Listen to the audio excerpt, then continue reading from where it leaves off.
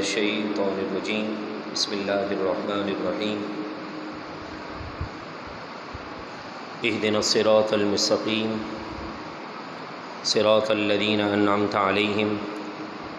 غير المغضوب عليهم ولا الضالين إن الله وملائكته يصلون على النبي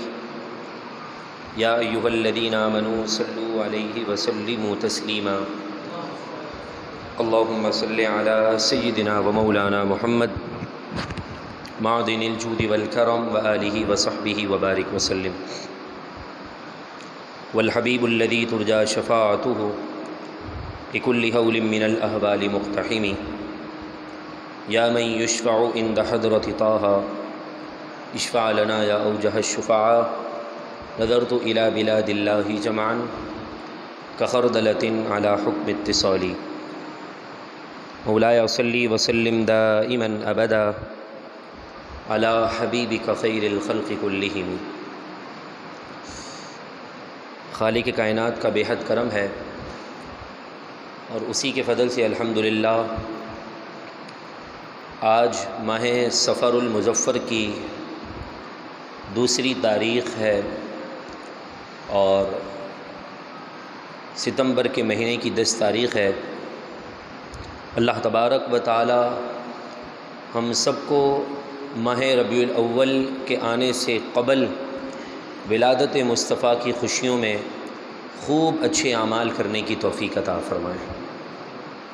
سیرت رسول عربی ہم سماعت کر رہے ہیں اور ہجرت کا پہلے سال کا وہ واقعہ کہ جس میں حضرت ابو ایوب انصاری رضی اللہ تعالیٰ عنہ رسول اللہ صلی اللہ تعالیٰ علیہ وسلم کے میزبان بنے اور حضور علیہ الصلاۃ والسلام کی اونٹنی حضرت ابو ایوب انصاری کے گھر کے باہر جا کر رکتی ہے اور وہیں آپ کا پڑاؤ ہوتا ہے۔ تقریباً 7 ماہ یا 17 ماہ حضور علیہ الصلاۃ والسلام نے وہیں قیام کیا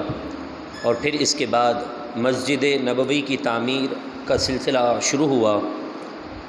رسول اللہ علیہ الصلاۃ والسلام نے مسجد نبوی کی زمین کے لیے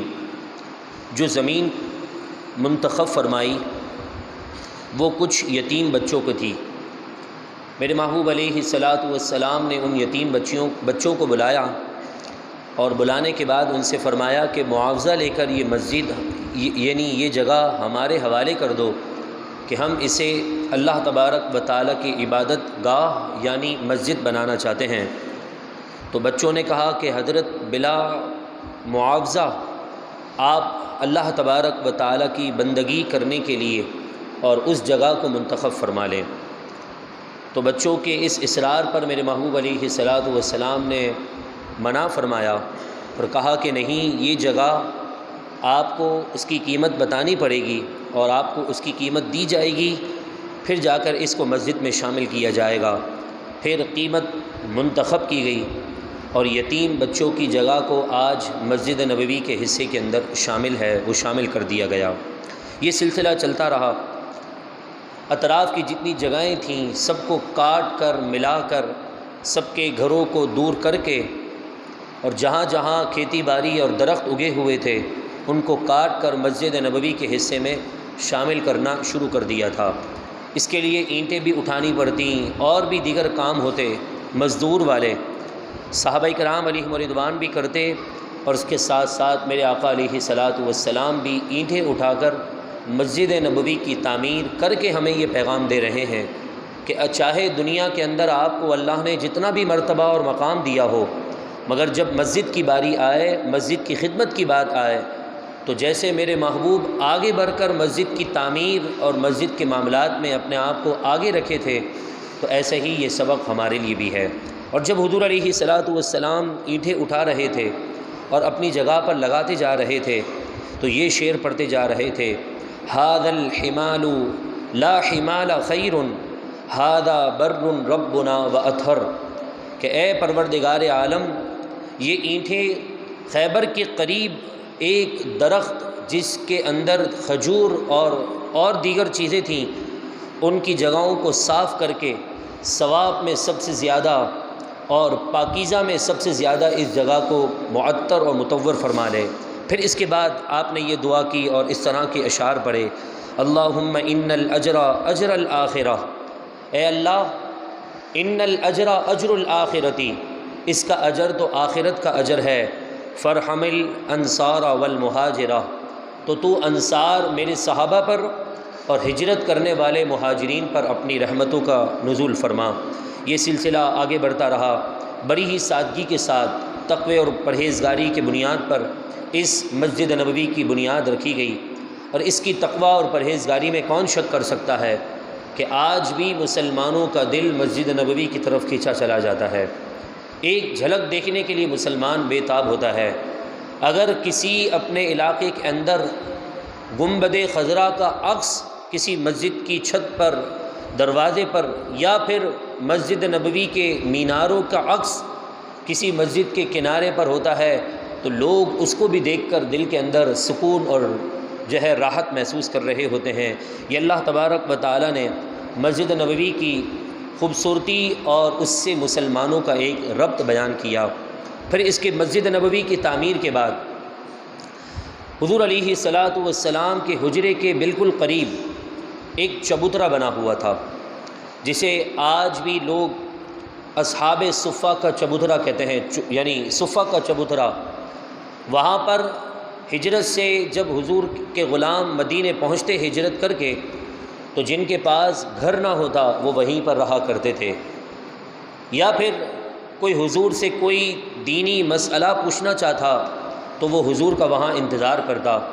یا اس کے علاوہ وہ صحابہ کرام علیہم رضوان کہ جن کے پاس مدینے میں رہنے کے لیے گھر یا کوئی ایسی چیز نہ تھی، وہ صفے کے چبوترے پر بیٹھ کر وہاں بھی لنگر بھی کھاتا۔ صحابہ کرام علیہم رضوان میں سے کچھ وہاں کھانا دے کر جاتے اور کچھ حضور علیہ الصلاۃ والسلام سے تعلیم حاصل کرتے، جیسا کہ حضرت ابو ہریرہ رضی اللہ تعالیٰ عنہ کی تاریخ میں آتا ہے، آپ کی سیرت کے بارے میں یہ ملتا ہے کہ آپ اصحاب صفہ میں سے ہیں، یعنی اس چبوترے کے لوگوں میں سے ہیں کہ آپ نے وہاں بیٹھ کر حضور علیہ الصلاۃ والسلام سے درس حدیث حاصل کیا، اور ایسا درس حدیث حاصل کیا کہ اس کی برکت سے پوری دنیا کے اندر درس حدیث کا جو علم پھیلا ہے وہ اللہ تعالیٰ نے حضرت ابو ہریرہ کو یہ حصہ عطا فرما دیا کہ اصحاب صفہ کے چبوترے پر بیٹھ کر آپ حضور علیہ الصلاۃ والسلام سے درس حدیث حاصل کیا کرتے تھے، اور بے شمار صحابہ کرام علیہم رضوان وہاں پر حضور سے دینی تعلیم حاصل کرتے۔ بعد میں اس کا نام انگلش کے اعتبار سے صفہ یونیورسٹی بھی رکھا گیا تھا، کہ جب مسجد جو ہوتی ہے نا، اس کی ذمہ داری ہوتی ہے کہ وہ اپنے علاقے کے لوگوں کو دینی اور دنیاوی تعلیم فراہم کرے، مرکزی مسجد ہو یا علاقے کی کوئی جا نماز ہو، وہاں کے ممبر کا یہ کردار ہونا چاہیے کہ وہ ہر اعتبار سے لوگوں کو سہولیات فراہم کر کے دے۔ جس طرح کہ آپ نے دیکھا ہوگا کچھ مساجد کے ساتھ ویلفیئر آفس بنے ہوتے ہیں، کچھ مساجد کسی ویلفیئر کے انڈر چل رہی ہوتی ہے، اور اس کا مقصد صرف اور صرف اتنا ہوتا ہے کہ اس ویلفیئر کے ذریعے سے لوگوں کی امداد کی جائے، لوگوں کی مدد کی جائے، لوگوں کو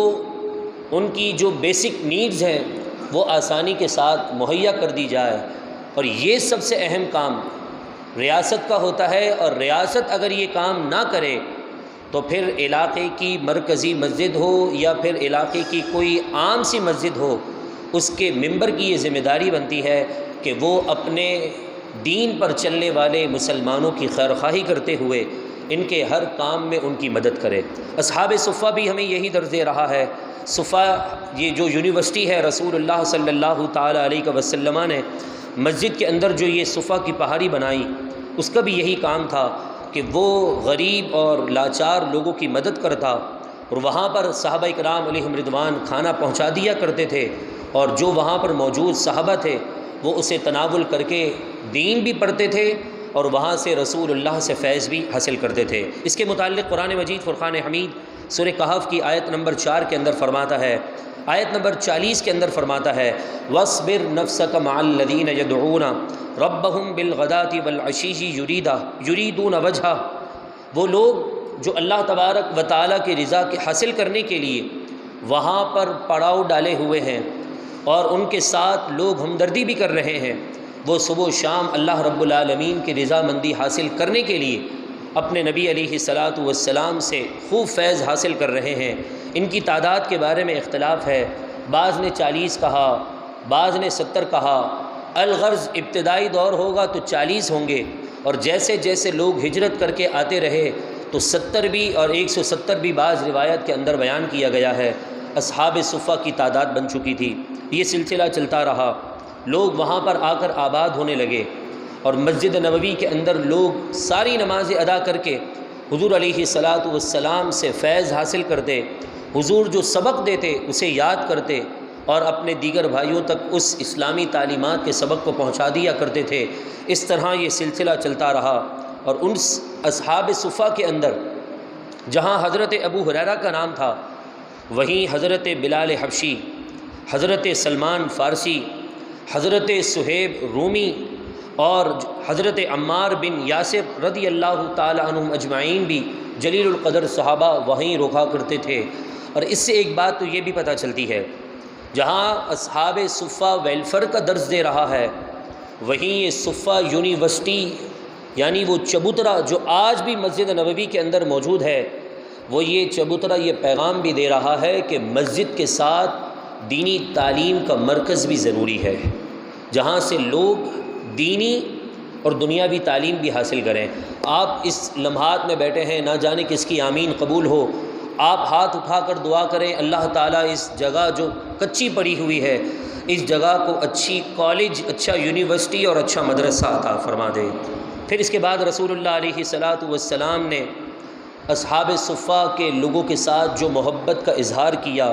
اس کی مثال حضرت بی بی فاطمہ اور حضرت علی رضی اللہ تعالیٰ عنہ کے اس واقعے میں نظر آتی ہے کہ جب ہجرت کر کے رسول اللہ کے مہمان یہاں پہنچے اور پھر جنگ کا سلسلہ شروع ہوا، کسی اور ملک سے جب مال غنیمت لایا گیا اس میں قیمتی چیزیں موجود تھیں، اور کچھ نان مسلم کو قیدی بنا کر بھی لایا گیا تھا، تو حضرت فاطمہ عرض کرنے لگیں بابا جان میں بہت تھک جاتی ہوں، آپ مجھے کوئی خادمہ دے دیں، یہ جو اسیر بن کر آئے ہیں، قیدی بن کر آئے ہیں، ان میں سے کوئی مجھے کنیزہ یعنی خادمہ دے دیں تاکہ میں ان کے ذریعے سے اپنے گھر کا کام بھی کرواؤں اور پھر میں اسے راحت بھی دوں، میں اس کی کفالت بھی کرنے لگ جاؤں۔ رسول اللہ علیہ الصلاۃ والسلام سے جب آپ نے یہ درخواست کی تو آپ نے یہ فرمایا اللہ کی قسم میں کبھی ایسا نہیں کروں گا، یہ کیسے ہو سکتا ہے کہ میں تمہیں خادمہ دے دوں اور اہل صفہ کے لوگ ان کے پاس کھانے کے لیے بھی نہ ہوں اور میں قیمتی اشیاء تمہیں اٹھا کر دے دوں، میں محمد اس بات کو گوارا نہیں کرتا۔ لہذا آپ نے ان کو بیچا، جو قیمتی اشیاء تھی ان کو بیچ کر اس کا سارا مال صفہ میں موجود لوگوں کے اندر تقسیم کر دیا تاکہ وہ راحت کے ساتھ، سکون کے ساتھ اپنی زندگی کو مزید اچھے انداز میں گزار سکیں۔ ساتھ ایک اور بھی پیغام دیتا ہوں، ہمارے مدارس کے اندر عموماً ایسا ہوتا ہے، آپ کی اس مسجد کے اندر بھی دوپہر کے وقت مدرسہ لگتا ہے، لوگ قرآن خوانی کے لیے بچوں کو گھر پر لے کر جاتے ہیں، بہت اچھی بات ہے، لے کر جائیں، اور پھر جب وہ بچے قرآن پڑھ کر فارغ ہوتے ہیں تو انہیں کھانے کا اہتمام کر کے کھانا دیا جاتا ہے۔ مگر یہاں پر دو باتیں ہیں، مہمان وہ بچے ہوتے ہیں جو رسول اللہ کے مہمان بھی ہیں، اور میزبان وہاں پر ایک ہی ہوتا ہے۔ یہ بچے قرآن مجید فرقان حمید کی تلاوت کرنے والے آپ کے بھی مہمان ہیں، رسول اللہ کے بھی مہمان ہیں، اور عموماً ایسا ہوتا ہے کہ پھر میزبان انہیں الگ کھانا کھلاتا ہے اور پھر اپنے رشتہ دار اور خود اپنے رشتہ داروں کے ساتھ بیٹھ کر الگ کھانا کھاتے ہیں۔ یہ سراسر رسول اللہ کے مہمانوں کے ساتھ ناانصافی ہے۔ اگر میرے محبوب علیہ الصلاۃ والسلام حضرت خاتون جنت کو خادمہ دے دیتے تو اس میں کوئی مذائقہ نہ تھا۔ جہاں آپ لوگوں کے اندر مال تقسیم کر رہے تھے اپنی بیٹی کو بھی دے سکتے تھے، لیکن آپ نے دین پڑھنے والوں کے لیے ہمدردی کیسی رکھی کہ آپ نے قیمتی اشیاء بیچ دی، اور جو اس سے پیسے حاصل ہوئے آپ نے وہاں پڑھنے والے صحابہ کرام علیہم رضوان کے درمیان تقسیم کر دیا ہے، الگ نہیں رکھا۔ چاہتے تو اپنی بیٹی کو خادمہ دے دیتے، بات ختم ہو جاتی، لیکن یہ بتا دیا ہے کہ جو دین پڑھتا ہے اس کا ضامن رزق کا اللہ تبارک و تعالی ہوتا ہے، اور پھر اس کے ساتھ ایسا سلوک کیا جائے جیسا انسان اپنی اولاد کے ساتھ سلوک کرتا ہے۔ عموماً یہ دیکھا گیا ہے کہ آپ قرآن خوانی پر بچوں کو لے جاتے ہیں اور پھر اچھا سلوک کرتے ہوں گے۔ میں ان لوگوں کی بات کر رہا ہوں جو ایسا نہیں کرتے۔ وہ قرآن پڑھنے والے آپ کے گھر میں خیر و برکت کی دعا کرنے والے ہیں، آپ انہیں ہلکی نظر سے دیکھیں گے تو آپ کا دل کا حال اور آپ کی نظر کا خیال میرے رب تعالیٰ کو معلوم ہے کہ آپ نے ان کے ساتھ کیسا سلوک کیا، ان کے ساتھ کیسا رویہ رکھا، دل میں ان کے لیے کتنا اسٹیج رکھا ہے۔ اور ہمارے یہاں پر عموماً معذرت کے ساتھ اس علاقے کے اندر تو بہت زیادہ ہی دیکھا گیا ہے، امام صاحبان اور جو مسجد کے خادم ہوتے ہیں یا پھر مسجد کے مؤذنین ہوتے ہیں، انہیں تو اتنا ہلکا سمجھا جاتا ہے کہ اس سے ہلکا تو شاید مسجد کے واش روم پر بیٹھا ہوا وہ چپراسی بھی نہیں ہوتا، وہ سویپر بھی نہیں ہوتا، اس کو بھی ہم عزت دے رہے ہوتے ہیں۔ لیکن ہم امام مسجد کو یا پھر مؤذن کو یا مسجد کے خادمین کو اس سے بھی کم نظر میں دیکھ رہے ہوتے ہیں۔ ایسے لوگ بھی میری آنکھوں کے سامنے موجود ہیں جو اپنے آپ کو بہت کچھ سمجھتے ہیں، اپنے آپ کو بہت کچھ سمجھنے کے ساتھ ساتھ یہ سمجھتے ہیں کہ ہمارے سے بڑا دنیا میں کوئی نہیں ہے۔ پیارے اور محترم بھائیوں، جو دین پڑھتے ہیں نا، اور جو دین پڑھ کر آپ کے سامنے آ کر بیٹھ جاتے ہیں، آپ کو نماز پڑھاتے ہیں، آپ کے بچوں کے اخلاق درست کرتے ہیں، دیکھا جائے تو وہ آپ کے بھی والد کا درجہ رکھتے ہیں اور آپ کے بچوں کا بھی والد کا درجہ رکھتے ہیں۔ لہذا اس معاملے میں زبان کو کھولنے کے بجائے اپنی زبان کو کنٹرول میں رکھنا چاہیے۔ اول تو انسان دین کا علم حاصل کرے، اور دین کا علم حاصل نہیں کرتا اور پھر مسجد کے امام پر، مسجد کے مؤذن پر آتا ایسے اسٹائل سے ہے جیسے خیر خواہ ہو، پھر لیکن وہ خیر خواہی چند سیکنڈ کی ہوتی ہے اور پھر وہ خیر خواہی جو ہے وہ بدتمیزی یا پھر انانیت کے اندر منتقل ہو جاتی ہے کہ میں یہ کہہ رہا ہوں آپ میری بات کیوں نہیں سن رہے۔ لہذا درس سیرت ہمیں یہ درس دے رہی ہے کہ ہم اپنے سے چھوٹے سے شفقت سے بات کریں، اور علم میں یا عمر میں بڑا ہو تو اس سے ادب سے بات کریں۔ اللہ تبارک و تعالی ہمیں ان دونوں نعمتوں سے مالا مال فرمائیں، اور ہماری اس جگہ کو بھی اچھا مدرسہ اور اچھا کالج، اچھی اسکول عطا فرمائیں جہاں آپ کے بچے کم فیس کے اندر اعلیٰ تعلیم حاصل کریں۔ اللہ رب العزت ہماری اس کاوش کو اور ہماری اس آرزو کو جلد پورا فرمائیں۔ آمین۔ وآخر دعوانا ان الحمد للہ۔